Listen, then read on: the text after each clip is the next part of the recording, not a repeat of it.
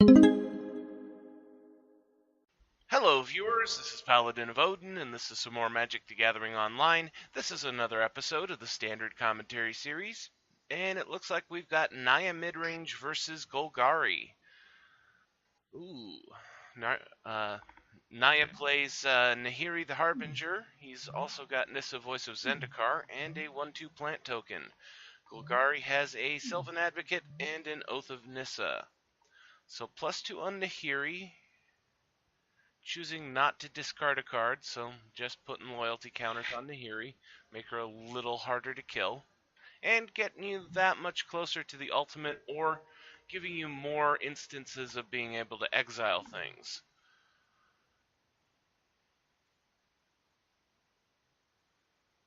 So honestly, at the moment, something like a Ruinous Path would be really good for Golgari, because then he could get rid of Nissa Voice of Zendikar, which at the moment is the bigger threat, since she can keep making creatures and then put +1/+1 counters on all of them. While Nahiri has to wait until you have something tapped, or an enchantment that's actually worth exiling. So in goes the Sylvan Advocate, attacking Nissa. Chump block with the plant. And Ruinous Path to kill Nahiri.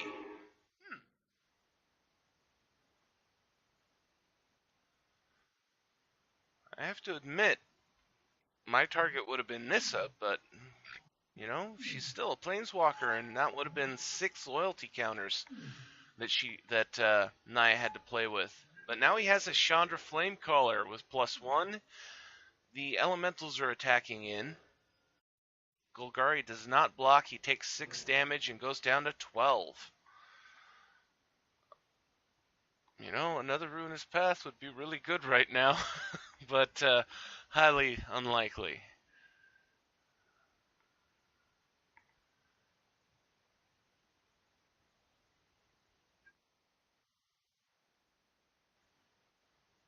So Advocate goes after Nissa. Chump with the plant token. And the Gitrog monster. So 6/6 Death Touch that he has to sacrifice a land during his upkeep. Gets to play an additional land each turn, and whenever a land you control is put into your graveyard from anywhere, draw a card. One or more land cards are put into your graveyard. Yeah. So the Gitrog monster is actually a really big, nasty threat here. Naya's down to 2 cards in hand. Chandra isn't big enough to blow up the Gitrog monster, so blowing up the board wouldn't help. But he still needs to be able to deal with the Gitrog monster or Sylvan Advocate so that he can keep this board on a one-on-one. The longer he can chump block with plant tokens, the better it is for him. But it wouldn't take much to get rid of the Gitrog monster. A Declaration in Stone, Stasis Snare, making the elemental tokens, and attacking in.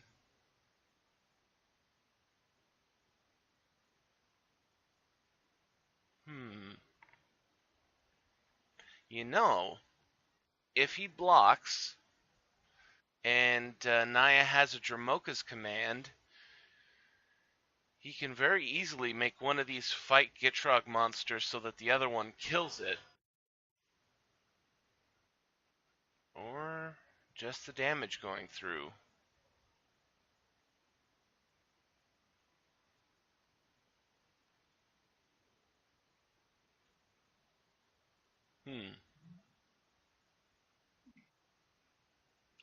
End of turn.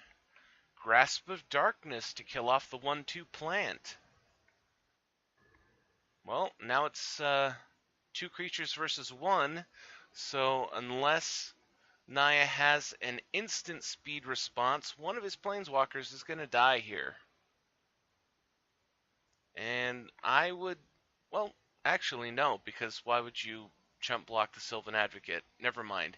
One of them's going to take 4 damage. Hmm. And at this rate, honestly, I think I would... Oh, manning up the Hissing Quagmire. More damage. And another Sylvan Advocate. So that's a 6/6 Hissing Quagmire. Wow. Let's see how he attacks, because 2 of his creatures are getting through. So 6/6 at Chandra, 4/5 at Chandra, and 6/6 at Chandra. Honestly, I would have broken that up a little bit. I would have sent a 6/6 after Nissa, because most likely he didn't have a response. You're the Wastes. He did have a response, but he didn't play it. He could have kept his Chandra alive with that.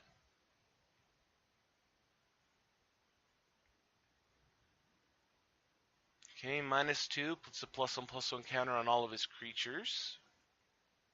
And 6 mana. Oh, he's going with the Ormondal play. Not a bad idea. It's not easy for green and black to exile a creature.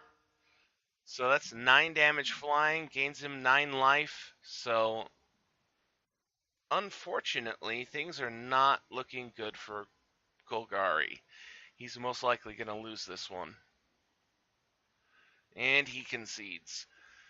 I'm trying to think if there's a way for you to one-shot an indestructible creature of that size in black and green, because I'm thinking, Grasp of Darkness could take care of anything with a toughness of 4, but he's a 9/7, so you almost have to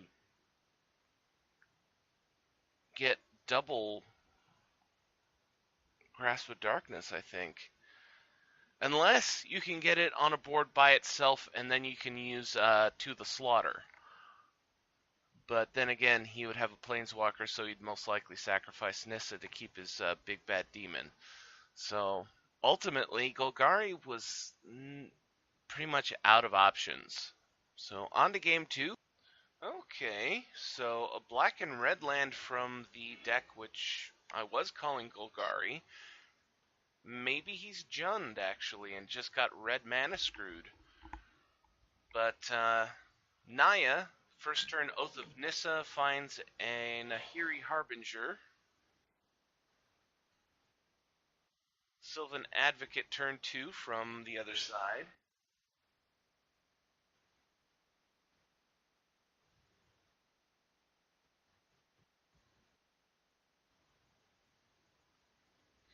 Okay, straight into combat. 2 damage from the Sylvan Advocate.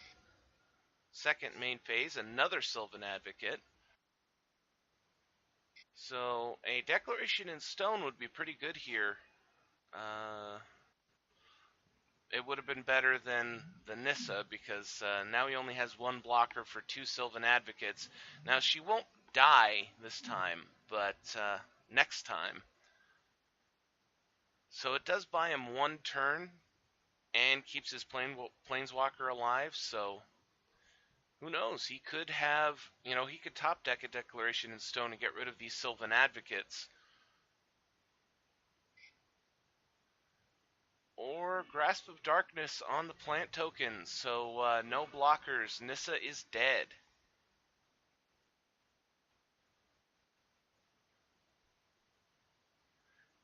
Oh, and I forgot. Naya had to mulligan once, down to 6 cards.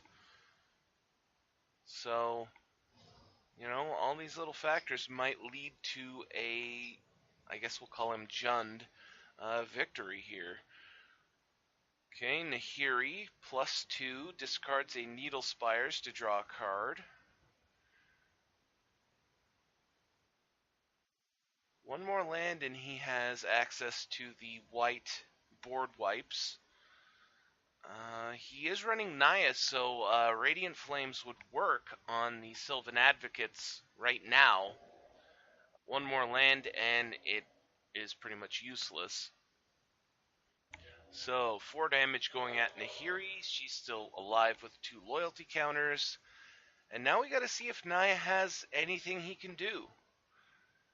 Another +2, discarding another Needle Spires.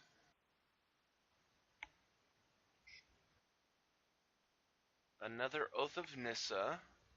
And that's the thing about it. In the end game, honestly, I don't really see how Nahiri is gonna be that helpful. Oath of Nissa finds Sylvan Advocate, which gets him a blocker. I mean, especially in this situation, since all of his opponent's creatures have vigilance. Oh, and now they're both 4/5s. So depending on how he attacks, most likely Nahiri is just going to die here. Yeah, he's attacking all in on Nahiri. No reason to lose your own Sylvan Advocate. She takes 8 and goes down. Second main phase. Really anything here is good for the Jund colored deck, or maybe he's just Golgari and Dragon Master Outcast. Okay, so he is actually running red. And Chandra Flamecaller. And goes for the -2 or -1 to kill off the Dragon Master Outcast so that he doesn't get any dragons. And attacks in with the Sylvan Advocate and blocks. So that's a trade. So effectively, Chandra just helped kill 2 creatures. The other Sylvan Advocate's going to kill Chandra, though. And the Gitrog monster.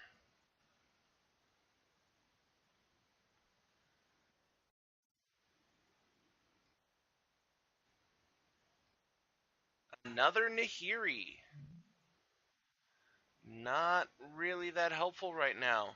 I mean, she'll let him draw an extra card, but she's dead on his next turn.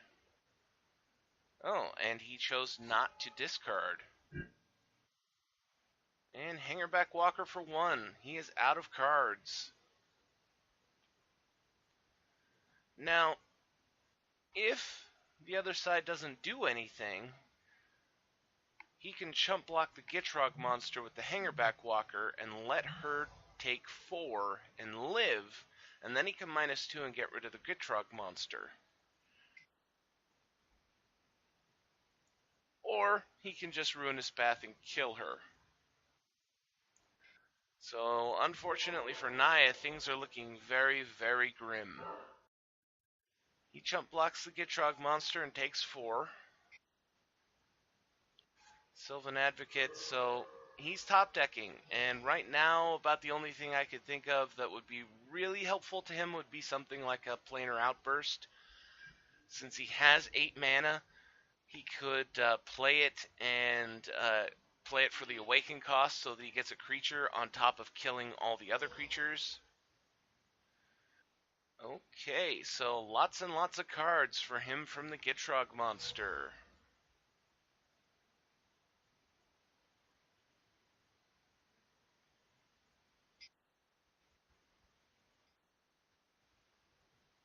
And Chandra Flamecaller of his own. And Naya concedes. Yeah, unfortunately, I would say just too many Nahiris for Naya. If those had been anything else, really, he could have most likely been in a much better position, and this game wouldn't have ended so soon. And I am surprised that I didn't see a single copy of Declaration of Stone cast by him. I mean, especially considering you know your opponent's running a lot of Sylvan Advocate. You know, they're both probably running 4 copies, but, you saw him play multiple copies in both games. And a Declaration in Stone would have been momentum breaking. But unfortunately for Naya, he didn't get that. And he got, honestly, too many Nahiris.